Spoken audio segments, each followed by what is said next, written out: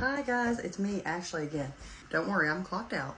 I'm gonna kind of go over like maybe what to expect on like a first ultrasound at an OB office. Typically, whenever you're a new OB for us, you're going to get a transvaginal. If you are a particular person and you would like to do things to prepare, then it's helpful to have that knowledge. You're probably gonna get asked to use the bathroom as long as you're like under probably 14 weeks. They will be using a probe like this, and we use a condom, which looks like this. The gel on the inside provides, it's a physics thing, basically, which I never was too fond of, but we have to know it.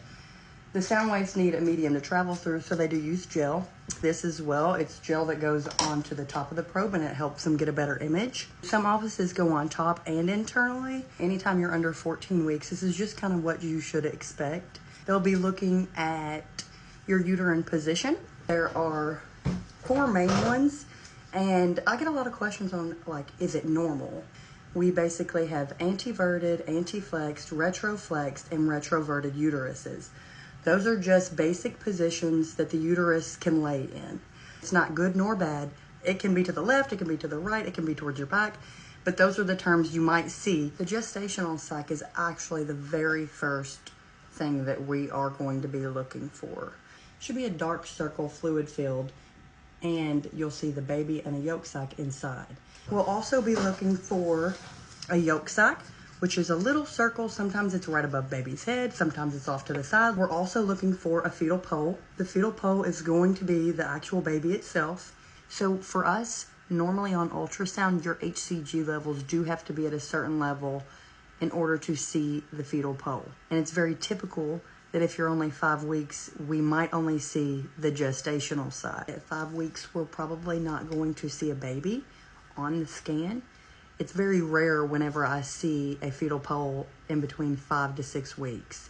Don't be alarmed if they're not seeing a fetal pole. The doctor will go over that with you and hopefully explain it more.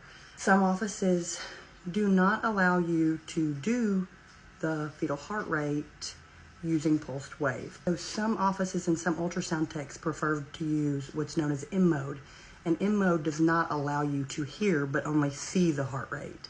There are protocols and guidelines for ultrasound. So if they don't be alarmed, that could be why. When we're looking at each of these things, we're just making sure that everything is where it needs to be. Just because we're looking at it doesn't mean that anything is wrong. It doesn't mean it's wrong until you speak to the doctor.